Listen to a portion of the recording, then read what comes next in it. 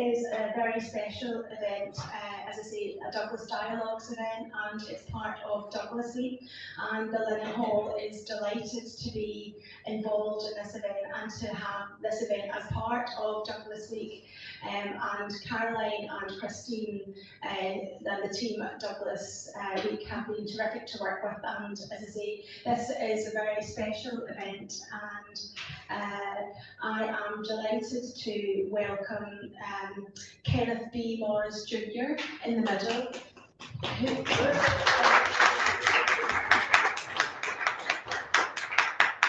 who I think most of you know is a direct descendant of Frederick Douglass and the great grandson of Frederick Douglass. And it's an absolute honour to have him here in the library and to hear what he will have to say to us today. And I'm also delighted to say that Kenneth has brought his daughter Nicole with him today. So we have two generations of the Douglass family with us today. So that is terrific, and you're very, very welcome here today. I'm also delighted to welcome Professor Celeste-Marie Bernier from the University of Edinburgh, and Hannah Rose Murray from Queen Mary in London, and Hannah's going to be doing the formal introductions, but you're all very welcome. I've had a chat with these people before the event. They are fantastic and so knowledgeable and wonderful that I know we're going to have the most terrific event talking about Frederick Douglass and his legacy and its impact and the work that still is continuing in the Douglass family and the work, the challenge for all of us to be part of that work and to help continue it. So I'd like you to welcome our speakers here today. Thank you very much.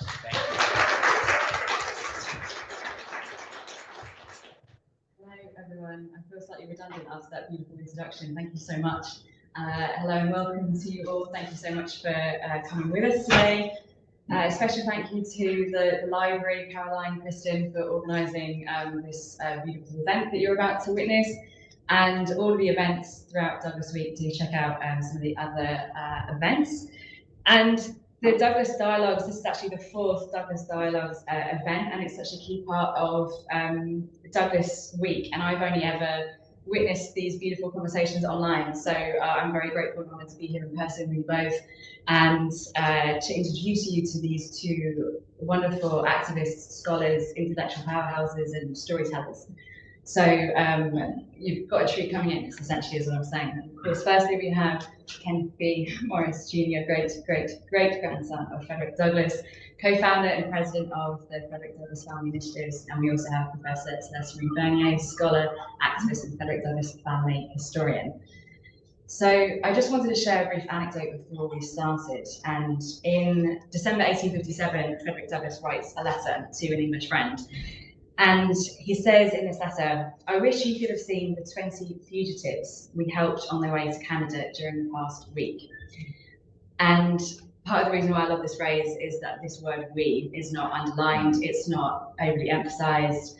It is written casually, beautifully, powerfully, but it speaks obviously volumes. And it tells us that Frederick Douglass was not a solitary freedom fighter, not a solitary conductor on the Underground Railroad, not a solitary activist. Full stops, and it's full stop, and it tells us, I think without hesitation, without argument, that the social justice work that he was doing could only ever be undertaken by a family of freedom fighters living together, working together, sacrificing together as one, and that's what that "we" really represents. And to come back to your powerful words, Kenneth B. Morris Jr., this is a legacy of the Douglass family, the freedom fighting collective.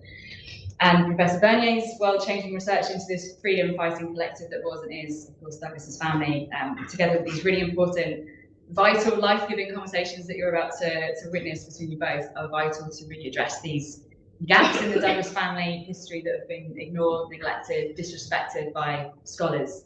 And they're vital to expand essentially what that concept of "we" really means. and it means we can focus on Anna-Marie Douglass as an incredible freedom fighter and intellectual powerhouse in her own rights, and of course focusing on the legacy of fantastic children as well. So I don't think you necessarily need a question from me to kickstart things, but just in case, I thought we could start obviously here in Belfast, and perhaps you both to say something about the impact of Frederick Douglass's transatlantic tours, not just on himself, but actually that entire freedom fighting collective. Okay, well, thank you very much for that introduction, and I absolutely love hearing the word "we." It's been a long-standing lament in our family that Anna has not received the dignity and respect that she deserves. We tend to venerate Frederick Douglass, the great abolitionist and statesman and human rights campaigner, without really acknowledging Anna's importance. And for those of you that were at the event last night, you heard me talk about Anna, and there would be no Frederick Douglass without Anna Murray in his life. They were a radical freedom fighting collective, the Douglass family. And when you think about the time that they spent in Rochester, and that quote that you just talked about, Anna was in the house while Frederick was constantly on the road speaking.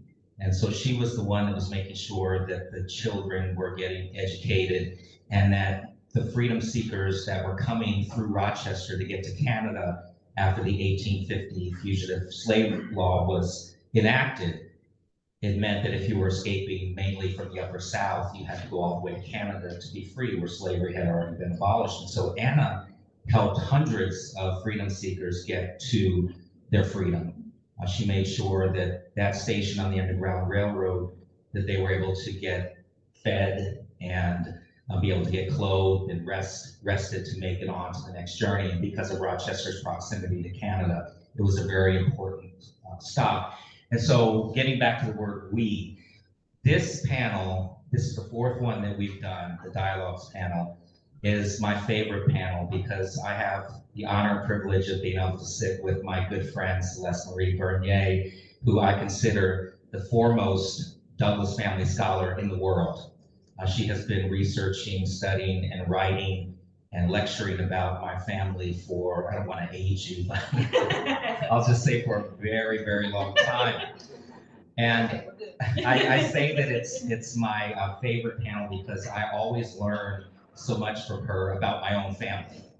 And so we'll all be along on this journey and this ride together with this brilliant scholar, whom we're just so honored and privileged to be able to have her just help to shape the narrative, to set the narrative straight. And so that's what we'll be talking about. As far as Frederick Douglass's travels in Belfast and in the impact, this is my second trip to Belfast, and I'm learning as I go along the way. I know why he was here. I know why he had to leave the United States after the publication of his first autobiography, and the narrative of that becoming a bestseller and the notoriety of that best-selling book threatened his freedom. And I'm proud of my ancestors for a lot of reasons, and I'm just as proud of Anna and their 5 children as I am of Frederick. So thank you all for being here with us this afternoon. I'm looking forward to this conversation, and this is the first time that Anna's joined us, and so we're excited to hear what she has to ask. Thank you. And Celeste, I was wondering whether you could say something about the impact of, so when Frederick Douglass first came to Belfast, and I think the focus is always on Frederick Douglass and how he experienced Irish life and how he was changed, but what about obviously the family and Anna-Marie Douglass back home? Well, it is just the privilege of my life to be in this room with you all and to be next to you and to be together and to honor the legacy of the past, present, future Douglass family of liberators, as you beautifully call it, Ken, and the freedom fighting collective. Understanding and honoring the legacy of Anna-Marie Douglass, who was a queen, a liberator, a philosopher, and a person who dedicated and sacrificed everything that she had in the cause of freedom, as she described it. And as she described it, why not I endure hardship that my race may be free? These are her words, Anna-Marie Douglass's words. Why not I endure hardship that my race may be free? When I think of walking around Belfast and I think about Frederick Douglass as a young man fighting for his freedom, fighting for his life, and he beautifully said and powerfully said, as a person who secured his self-liberation on the Underground Railroad, as the one of hundreds and thousands that Anna Murray Douglass led their freedom and strategized their liberation. I think about one sentence that he says in Belfast. My Anna says, my beloved Anna says, come home. When we talk about Frederick Douglass's strategizing of his self-liberation, and as he described it, his chattel atrocity freedom papers, we talk about the campaign that is raised by white British, white Irish supporters. We do not talk about the fact that Anna Murray Douglass, a queen, a liberator, an architect, and a visionary, is the person who is undergirding and inspiring and telling her husband to come home. She and her life is at stake. So Frederick Douglass's life is at stake while he is here and he comes. And as Rosetta Douglass Bragg, their eldest daughter, says, my father wouldn't leave our hometown until he spoke to everyone and they said they would protect us and protect the family he was leaving behind. Only then would he board the ship. Anna Murray Douglass was an Underground Railroad liberator from the moment she had breath in her body as part of the Murray Freedom Collective on the eastern shore of Maryland. She sacrificed her life to help everybody of all ages for their self-liberation. As the architect, the visionary, the stitcher of Frederick Douglass's clothing on his self-liberation, her life was at stake. Every day of her life, every day Frederick Douglass walks these streets of Ireland and Britain. So she is the person who says, you must come home so that together we continue to fight for freedom and I don't have to live as a private detective, her words, for your safety and our liberation. I just have to jump in here because when I think about growing up in this family and the stories that have been passed down through generations, the stories of love and forgiveness and resilience and just lots of anecdotes. And Frederick Douglass belongs to the world. And so there are anecdotes in our family that we do not share publicly, but these are things that have been passed down. But I also think about the pain that our family has had to endure because of the way Anna has been treated in biographies. Mostly biographies have been written by white male scholars who do not see this Black woman as somebody that could have been the equal intellectual companion to Frederick Douglass and the equal partner in the struggle for freedom. And we know that she was so much more than that. And the question that I would always ask, is it plausible that this Black woman would sit in the house, that they would be married for 44 years together, have 5 children together, 21 grandchildren together, and that she would be, as she's been portrayed in some biographies, in the kitchen and in the garden when the business of the abolition of slavery and freedom fighting and women's suffrage is happening in the house. It's not plausible to me, but this is the way that she's been presented. So for Celeste to be out there talking about, writing about, and I hope we get a chance to share, there are going to be a number of volumes of books, and I'm not going to tell you how many because every time I see her, in fact, I think the last time she told me that there were going to be 7 volumes of books, and maybe it's 8 coming out in 2025, but one of those is a 750-page biography of Anna Murray Douglass when scholars said there was nothing there. Don't even look for it because she didn't write down her story like Frederick Douglass did. So a 750-page biography, and then there's going to be volumes on each of the children, one of the grandchildren, but just last week, Celeste gave me an update. She said, well, the Lewis biography now is, and the Lewis Douglass biography is 2. So saying all that to say, Celeste has written, at last count, more than 2.2 million words about my family, the Douglass family. And this groundbreaking, earth-shattering information is going to be out in 2025, and there's lots of information that will be in these books, and we are excited to be able to share the information with the world and to change that narrative that Anna was just in the background. And I love the phrase, Celeste, you were talking about Anna-Marie Douglass essentially, stitching quotes quite literally, and she's essentially stitching that family and holding that family, together, absolutely. And Ken, I was wondering, with all of the anecdotes and the research that Celeste has shared with you, do you have a favourite, a couple of anecdotes that she has shared with you that have either really surprised you or that you just found fascinating? I'm sure that we could have several hours of that, particularly with the amount of amazing research that Celeste has done.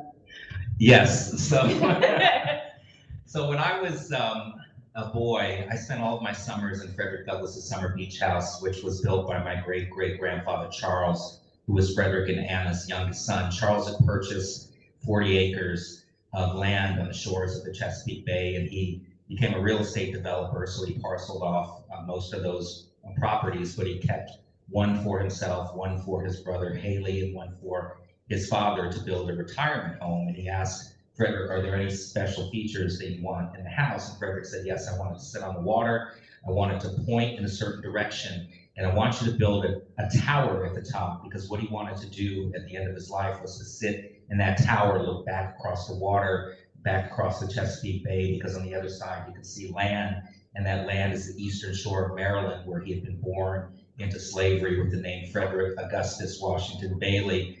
And he never wanted to forget where he had come from, even though he had spent the first 20 years of his life enslaved. He understood the importance of history and knowing where you come from in order to know where you're headed.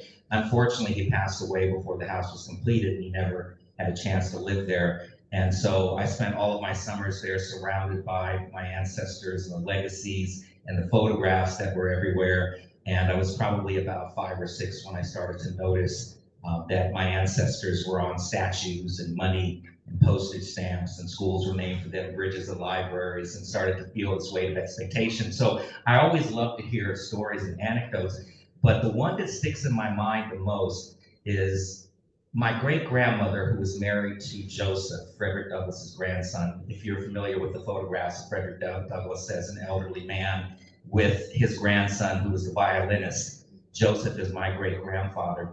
And so my great-grandmother Fanny was married to Joseph, and Fanny met Frederick Douglass when she was a little girl, and she didn't know that she was going to grow up and marry his grandson. But she used to tell me firsthand stories about Frederick Douglass, and she would call him the man with the great big white hair. All the way until the end of her life. She lived to be 101 years old. And Celeste told me a story about Frederick being at his home in Anacostia, Maryland, Anacostia neighborhood of Washington, D.C., where he spent the last 17 years of his life. And I think about his connection to family, because he did not have a family while he was enslaved. He was a little boy, he was an orphan with no family, no home, no country. And when he did have family, he had 21 grandchildren, he loved to be around them. And he would get on all fours and give horseback rides, and his grandchildren would hold on to his hair as the reins. But Celeste told me that there was one story where he was sitting in his chair, his favorite chair, and his granddaughters were braiding his hair with colorful ribbons. And why don't you finish the story, because I think there were some dignitaries that came and he had to brush up, and you might as well hear it firsthand. Oh no, you tell it so beautifully. So Frederick Douglass, as Frederica, named after her grandfather, remembered, liked to sit in his old saggy chair that nobody else could sit in. And he would let his grandchildren braid his hair with all the beautiful ribbons. And she said, we got all our ribbons out, and Grandpa's hair was out here with all these braids. And then there was a knock at the door, and it was the president. And so Anna-Marie Douglass, my grandmother, ran with speed, and with their eldest daughter, with Rosetta, took Grandpa upstairs and quickly undressed his hair. And he greeted his visitors with dignity, as if he had never been sitting in that chair. I love that story. And then the other one is, I think, at the North Star newspaper, where there are letters that describe Anna made sure that the boys learned, or the kids learned, how to typeset at the North Star paper. So from a very young age, they were working at the paper. And there's one description, I think, about the boys that are sitting on stools, and they were so tiny that their feet wouldn't touch the ground. So I love that visual too. But also, the importance of who was in charge, making sure that the children were getting educated, the children were learning the business and how to typeset. And also, I don't think I told you this, Ken, it just I was rereading. So here we go. This is I think Lewis Henry Douglas wants you to know this. I was rereading it this morning, and so your direct ancestor, his youngest brother, Charles Randall Douglas, Lewis Henry Douglas, I had to give him a lot of advice. And so they were in the war together, right? I just remember he writes this very brotherly advice letter saying, and he used to call it your ancestor, his youngest brother, too green. He's too green. He's young. He's too green. And there's this powerful story where Lewis Henry and Charles Randall Douglas risked their lives in the Civil War. They give everything. They risk death for freedom. And the whole Douglas family, the cause of freedom, the Douglas voice, the scholars talk about, who are imbued in white supremacy and white racism as the Douglas lone voice, is the Douglas family voice of liberation, freedom, and egalitarianism. Why not endure hardship that my race may be free? Anna Murray Douglas's voice. So they both sacrificed their lives in dying for the struggle, but they also work as recruiters in the Civil War for Black combat soldiers. And there's this powerful story I think Lewis Henry wants you to know about when they recruit the soldiers. So Frederick Douglass gives his speeches, and Frederick Douglass Jr., Lewis Henry Douglas, and Charles Remond Douglas, before they become combat soldiers themselves, are by his side and helping to bring men to the front lines. And Lewis Henry Douglas writes a very self-important letter to his father and says, I have got all my men from Syracuse down to the camp. We are all here and present. On our way, the men loved it because there was no train ticket, so they were upgraded to first class. And we all sang John Brown's Body on the train. And we called this beautiful storm. I hear that Charles hasn't got everybody to the camp. I hear he lost a few men on the way. He's still too green. Oh, that's a great story.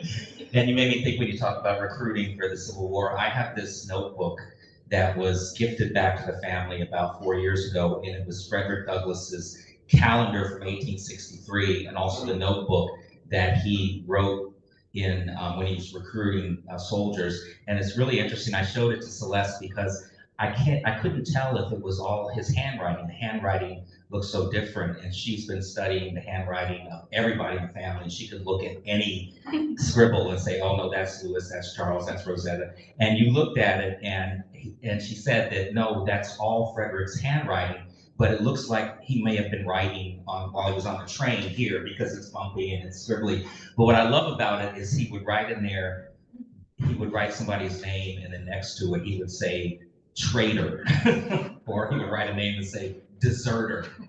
And then there's a little note about Lincoln in there that I will actually save for the book later. But it's a really interesting little calendar that he carried around. And I think about the photos that I've seen of him that were taken during the Civil War, and the one I think at Hillsdale College in Michigan that was taken in 1863. So I like to think that little, and which by the way is my favorite photo. It's a full body shot of him. He's got his legs crossed and he looks like he's leading his brethren to the promised land. But I like to think that notebook was in his pocket when that photograph was taken.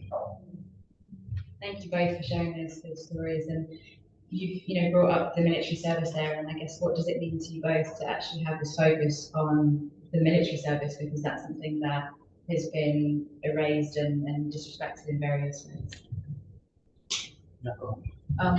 Well, when I began this project, and I'm thinking of the years we've been doing our Douglas Family Conversations and the lies I've told you about, it's one book, and just beginning the journey, really a lot of it began with thinking of Lewis Henry Douglas, whose letters from the front lines of the Civil War survive, and the political and moral and social justice activist urgency of those letters being in the world. And really so important, and a long-known battle with these books is that ebooks will be free as far as that's accessible through internet, to share the stories and the liberation movement of Black combat heroism in the family, and the ways in which in the dominant world bled through with white supremacy. Lewis Henry and Charles Remond and Frederick Jr. especially as well, who repeatedly faced near-death attacks for the military service he did that gets very little spoken about, and for what it meant for him as a recruiter in Vicksburg, Mississippi.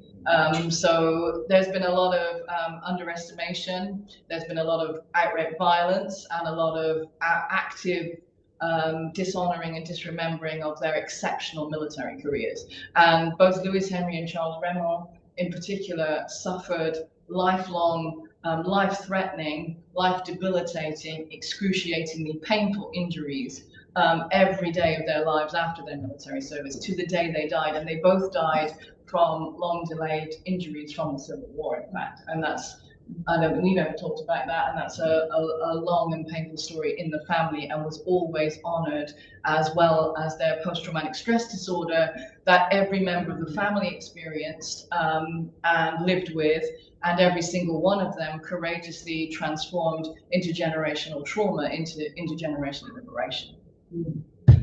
I think about, and I just keep reverting back to just being a kid and seeing photographs of Lewis and Charles in their uniforms, and did not really think much about their service beyond just these pictures that are so beautiful.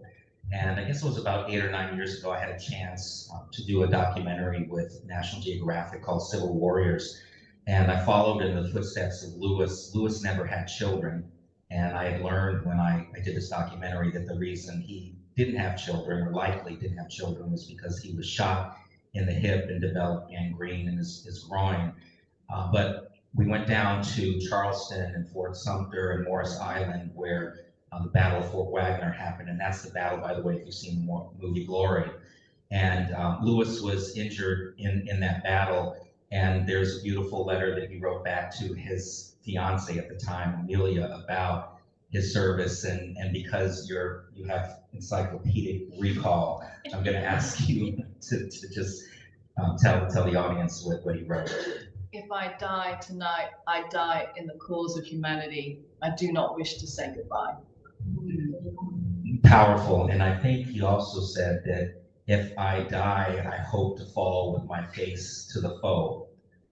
And so my ancestors were just, of course, very courageous and brave. And I will just keep saying, repeating over and over again, that Frederick Douglass's work, he did not do that alone. His self-made man speech, which I think people like to cherry pick certain parts of that speech out to make their own political points and cases.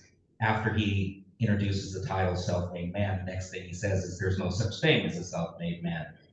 And so thinking about the family and how they supported him, how they supported each other.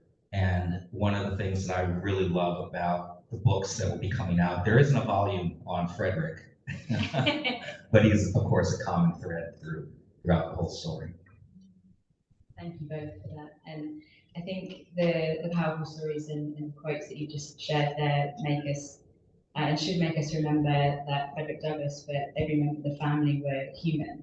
And I think that's something that is tragically, and again, a white supremacist narrative where Frederick Douglass is very much put on a pedestal and is in some ways continue dehumanized. And I think those quotes and those the images that you were talking about as well are beautiful examples of that humanity. And Celeste, obviously you've done a lot of work with images and photographs, and you mentioned there about how powerful those images were for you. So I was wondering whether you could say a bit more about the children and their relationship with photography as well as Frederick Douglass. Oh, go ahead. One thing that is so powerful, if we think about Frederick Douglass in the UK and Ireland from August 1845 to April 1847, he is away 3,000 miles away from the love of his life. Anna Murray Douglass keeps him breathing, keeps him living, keeps him believing. When he is in Nantucket and everyone talks about how he's broken in every limb, when he's facing pressure from white abolitionists who we also know are white supremacists by any other name to tell his story on their terms, in the front row, Anna Murray Douglass is holding Rosetta in her arms and Lewis Henry is sitting beside them. And she is there, present, part of the movement, an architect, a liberator by his side. I think of him those thousands of miles, and every time I look at one of his photographs, I feel Anna Murray Douglass's genius as a textiles artist, as a fashion designer, who was renowned for her artistry and her vision of honoring individualism through clothing. So Rosetta was very clear in her words. She said, both my parents were victims of the slave-holding power. Anna Murray Douglass's marriage to the love of her life, she makes her wedding gown, this beautiful purple silk wedding gown. And we think of Frederick Douglass's narrative of changing history. When he publishes in 1845 his narrative, it changes history in US human rights struggle. Anna Murray Douglass's dress changes history. Their marriage together, as you talk about so beautifully, Ken, is a civil rights platform of liberation that together starts this whole story. And it also, for Frederick Douglass, and we have painful conversations, we talk about this, and I'll follow your lead as to how much you'd like to talk about it, the extent to which Frederick Douglass lives with post-traumatic stress disorder, and the extent to which he can't live, and Anna Murray Douglass is his life. And I think of those photographs, and I think how he is wrapped in the love of Anna Murray Douglass, who stitched every stitch in the clothing. And that together those photographs are their artistry, their love, their story of civil rights and social justice through parenthood as a fight back to totalitarian hell-black systems of slavery, as Frederick Douglass described it. And I think about how people kept alive to be in the movement. The photographs, I love to talk about the photographs because there's so many emotions that I go through. As a boy, I didn't understand the reason behind the way that he looked in the pictures. And we know, because the case has been made, that he was the most photographed American of the 19th century. He was very strategic in the way that he went about presenting himself to counteract the notion in the public consciousness that people of African descent were not worthy of freedom, were not worthy of citizenship. And you had all of the racist caricatures that were out there and the cartoon drawings that showed people as less than human. And so he wanted to present himself as a man. And when you look him in the eyes, you see his humanity. And he said, I never want to look like a happy, amiable fugitive slave. As a boy, I didn't understand any of that. And I just remember looking at the photographs and feeling a lot of pressure, like he was looking back at me when I had to do history reports and open the Encyclopedia Britannica, and there he was staring. And in that same beach house that I talked about, there was this larger than life portrait of him at the top of the stairs. And I remember one night walking up the stairs and looking at him, and he's looking down with that steely, fiery glare of his. And in my mind, I remember thinking, man, you look mean. And I said to myself, I'm glad I didn't know you, because I had a great grandmother that was mean, that was still alive. And as I would tiptoe past that portrait, you know what would happen? His eyes would follow me.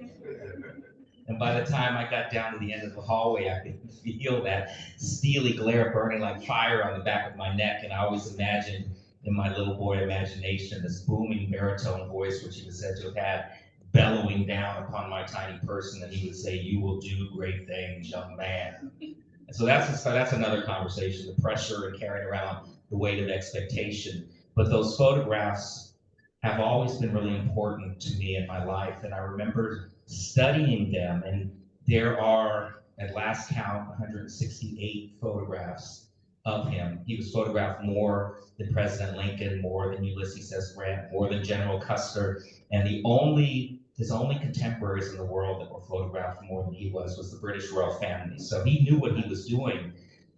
But there's one photograph that really drew me in, my attention, speaking to the post-traumatic stress disorder and this idea of this boy, this young man who was 20 when he escapes. He's about 23 when he starts to, he's a paid lecturer with the Massachusetts Anti-Slavery Society. So he's carrying around the weight of the trauma and the brutality that he endured while he's becoming this celebrity. And there was no counseling, there was no post-traumatic stress disorder designation. He's trying to deal with all of this. And so it's either the third or fourth picture of him was taken, and he's not looking directly in the camera. He's looking away and he's looking down.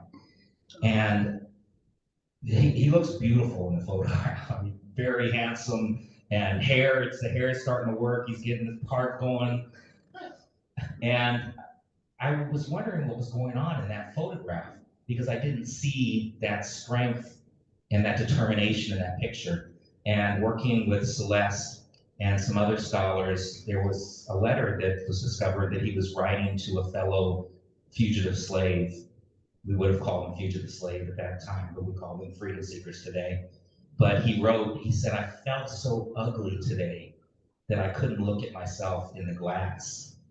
And it just hit me, and tears just started streaming down my face, because I'd always thought of him as this superhero figure, this armor on him, Superman. And it really made me understand that he was a man.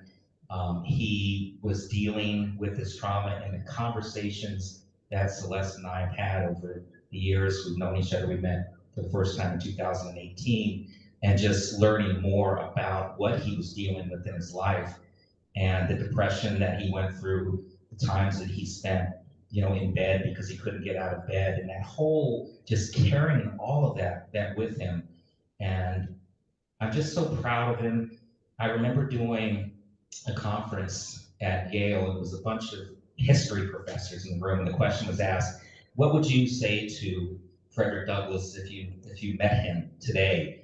And my first response was, I would go up to him, I would give him a hug, and I would tell him how much I love him and how proud I am for everything that he's done for our family, everything that he's passed down through the generations he and Anna have passed down, and how proud I am for everything that he's done for our country and for the world. And all of the scholars, and they're like, oh my gosh, I would never touch Mr. Douglass. He's Mr. Douglass to them, but he's family to me. And so this pain of the trauma that he carried, and it's not just me, those of us that descend from people that were enslaved can only imagine what our ancestors went through, the brutality and exploitation and dehumanization. But in our family, it's a little bit different, because we can read firsthand accounts in the three autobiographies. Booker T. Washington, my great-great-grandfather, his autobiography that was published in 1901, Up From Slavery, firsthand accounts. And to this day, my mother, Nettie Washington Douglass, who lives in Augusta, Georgia, she has never read any of his biographies all the way through, because it's just too painful for her. She's never read the narrative all the way through. So there's kind of this really personal connection to all of this history. But what I like to share, especially with students, we spend a lot of time in classrooms teaching students about this history. And I remember when we first started in 2007, our organization, Frederick Douglass Family Initiatives, there was a young lady, she was 10 years old, and I was talking, giving my presentation, and she was raising her hand and just bouncing up and down in her chair, just so excited to share something with me. And so I finally called her, and she said, Mr. Morris, I want you to know that I researched my family tree, and I found that my great-great-great-great four greats grandmother was born into slavery, taught herself to read and write in secret, and then she ran away and became a successful businesswoman and a philanthropist, and she knew what that word meant. And she was really excited to share with me. So she said, so do you know what all of this means? And before I had a chance to respond, she said, it means I have greatness flowing through my veins, just like you do. And this idea that we all descend from somebody that made a difference somewhere in our family tree, and we all have greatness flowing through our veins, and we all stand on the shoulders and walk in the shoes of those that came before us, and we have ancestors that may have given up their lives just for the freedoms that we do have, may have given up their lives just so that we, this group, can sit in a room together and hear these stories and these presentations. So even with all of the trauma and the pain, and as you call it, the violence upon violence that continues to be perpetrated on our family, we can have hope in the future that we are doing our part. What will our great-great-great-grandchildren say about us 150 years from now in this moment in time that we find ourselves in which we live? Were we on the right side of history or on the wrong side of history? Unfortunately, my ancestors, I'm sure your ancestors, were on the right side of history. And I've met descendants of people whose ancestors were on the wrong side of history, and it's painful for them to try and move forward, but they do what they can do to walk in their shoes. Thank you for sharing that. I really appreciate it. Thank you both. And this concept of legacy is such an important one and a burden and traumatic, as we've touched on. And I love how we ended with that hope and that beautiful story of that 10-year-old girl who sounds like she's going to be president one day. We've been doing it a long time. She probably was far away. That's right. We've only got sort of 10 to 15 minutes left, and I was wondering whether we could circle a little bit more back, a little bit back to Anna-Marie Douglass there, and linking back to everything what you've just been saying. And Celeste, you phrased it really beautifully about looking at these images and how you look at these daguerreotypes and these photographs of Frederick Douglass, and he's very much protected and shrouded with love. And I was wondering if I could ask both of you how this focus on Anna-Marie Douglass, how does it change everything for you? How does it change that legacy of your family and with your research there after years? How does focusing on Anna-Marie Douglass as that central, that unifying figure change everything for you about your research? And for both. That's a beautiful question, and just so moved by everything. And just researching and thinking about and having the privilege to spend my life looking at the Anna-Marie and Frederick Douglass family liberation movement, Ken, of which you and Eddie and everyone is a part of, is a beautiful gift that keeps on giving. And thank you for mentioning the books. And so really the dream of my life was to write a book that honored that legacy. And so there's a lot of books, but there's the one main book that we finished and it is done, comes out next year, is Revolutionary Liberator, the Anna-Marie Douglass family's biography. And the purpose of that biography, and it's one of two books, there's another book on Anna-Marie Douglass too, is really about honoring the love as liberation of Anna-Marie Douglass as a liberator, descendant of the Murray family, who were liberators and activists on the Eastern Shore, still working today, and understanding Anna-Marie Douglass as an individual who dedicated her life to liberation and whose story is there. So Anna-Marie Douglass, we talk about this a lot, don't we, Ken? That Anna-Marie Douglass's funeral, there were 3,000 people. Her beloved best friend, Harriet Tubman, there were 1,000 people at Harriet Tubman's funeral and 1,000 at her other beloved best friend, Sojourner Truth's funeral. So Anna-Marie Douglass had 3,000 people at her funeral. As was known at the time, she was a person who, in the 19th century, was world famous and was known from the Eastern Shore to Upper Canada and the border as the architect of liberation. As Estelle Douglas Bragg-Weaver beautifully said, Grandma knew the best places for people to hide. Anna-Marie Douglass was a liberator and a freedom fighter, and her story has always been there. She was always famous.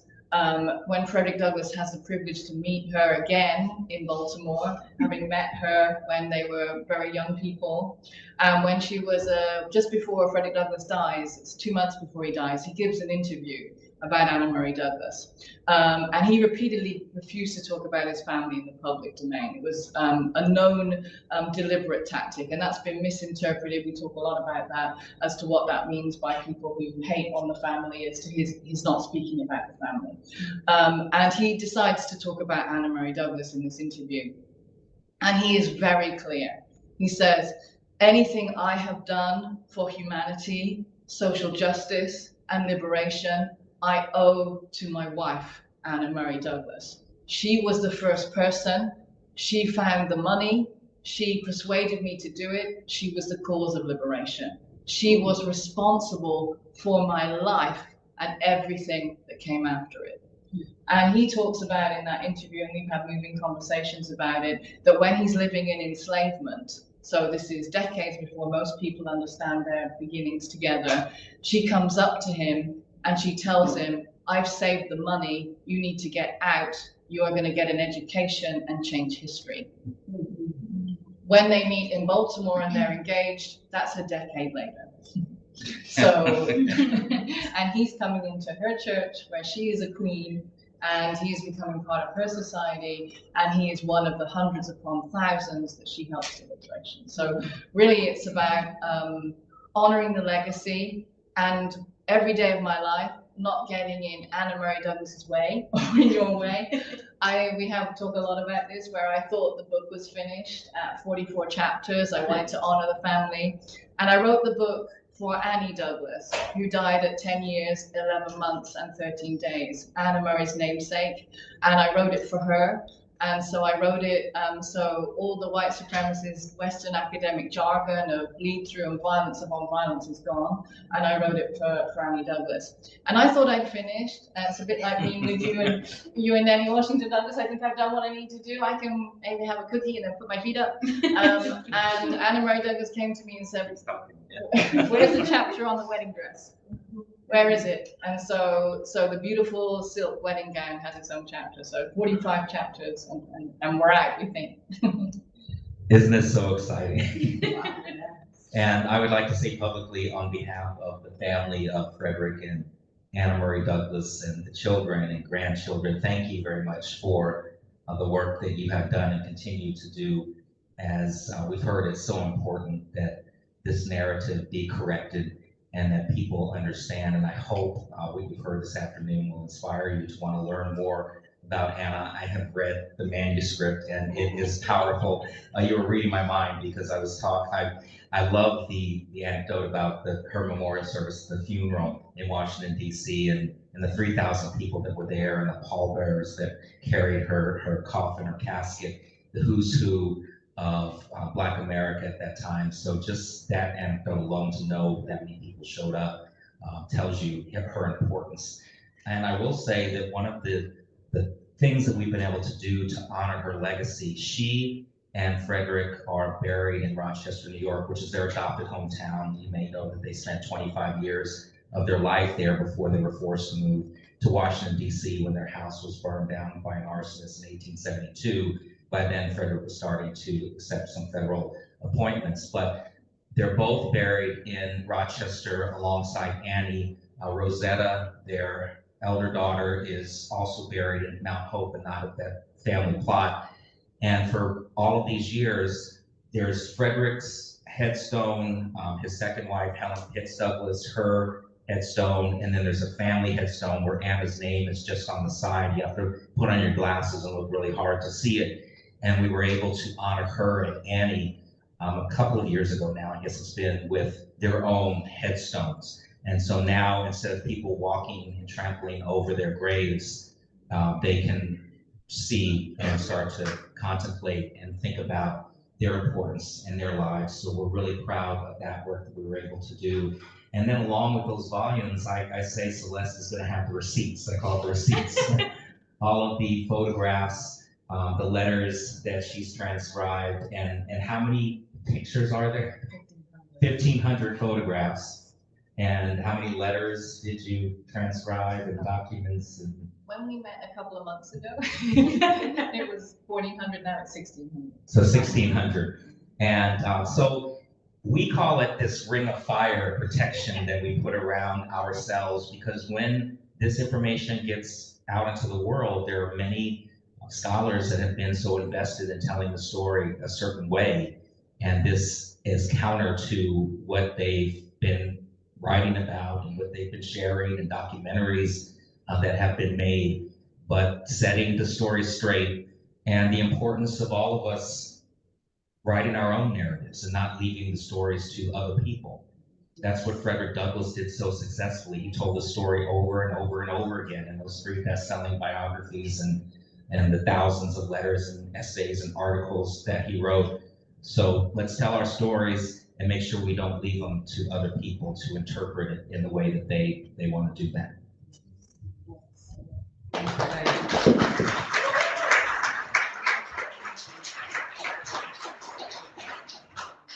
don't necessarily want to follow that with a question. That's a beautiful way of sort of finishing this event necessarily. But I was wondering, Celeste, because you mentioned the wedding dress, and again, feel free if this is under wraps and you cannot tell all of the story, whether you wouldn't mind sharing something about the wedding dress and you're talking about adding that extra chapter. I think understanding Black beauty, Black glamour, Black self-fashioning is liberation. And I think understanding no one ever puts in the same room, through all the reasons Ken, you beautifully said, and we talked so carefully about, that Anna Murray was the heart of Black liberation movements and Black liberation and their allies movements. She had, as I said, her words were, "My home is the council chamber of the free." So her home was, as she described it, Black love, Black refuge, Black parliamentary politics that changed history. And the wedding dress is part of that declaration and that statement. She led liberation, sewing, textiles, movements in anti-slavery activism, one of her major tools of fundraising. But it was also would happen in the reading room too in Rochester, bring us back to Rochester. That was an Underground Railroad station, one of hers, where in the same room is Sojourner Truth, Harriet Tubman, Harriet Jacobs, and Anna Murray Douglass. And I think that's such an incredible thing, isn't it? When you put Anna Murray Douglass in the centre, you see that she is very much the centre of this beautiful network, not only with the family, but with all of these inspiring activists that we know, we think we know, and also so many more that we don't. And we need to obviously do the work and do the research for that. I think. Before we close, I wanted to. You had mentioned Annie. It's 1:57. So go for it. I'm not going to interrupt you, so you go for it. You mentioned Annie very briefly, the youngest of the Freedom Fighting Collective. And could you just talk about her and her brilliance and her very short life? Annie Douglass, who died at 10 years, 11 months, and 13 days, was an intellectual genius and a liberator from the age she began breathing. Everybody worked on the Underground Railroad as a children and adult, united and adult child power, as Frederick Douglass beautifully says it in 1930. Annie Douglass was an anti-slavery orator. And so just before she dies, she gives a speech. "He is not the man for me who buys and sells a slave." And she writes to tell her father about her anti-slavery performance. She was bilingual, she knew German. She set up anti-slavery societies. She had a zero tolerance policy against any form of injustice, as did her mother. And she was the political advisor to John Brown. She is in the home with John Brown. Frederick Douglass, there's very little understanding about how often John Brown is in the home. And there's very little appreciation that when he is in the home, Frederick Douglass is far away. So he is in the home typically with Anna Murray Douglass and Annie Douglass. And he builds his subterranean pathway of liberation using Annie Douglass's bricks. And Annie Douglass was his best friend, his confidant, and in my belief, I ride or die for this, his advisor. I absolutely love that. What a family. And I am, as I've said a few times, just so proud to descend from this incredible family. And thank you very much for your questions and for hosting us. And thank you all for coming. And please visit us at douglassweek.org and check out all of the other in-person and virtual panels. There's so much that's happening, and I know some of you in the room have panels that are coming up. So check out the program and the schedule and come on out. And I look forward to seeing you as we move down the road over the next week. Thank you all very much.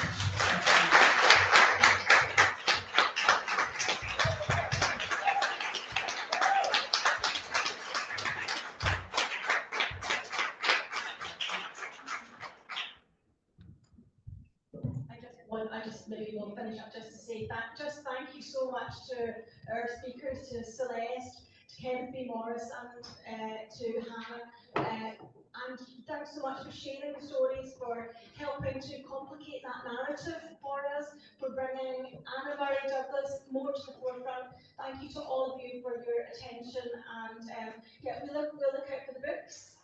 the many books. And as I say, if you have a chance to fill out the form, feedback form, please do, and do go to more Douglass Week events, obviously. Thank you very much. All right. Thank you.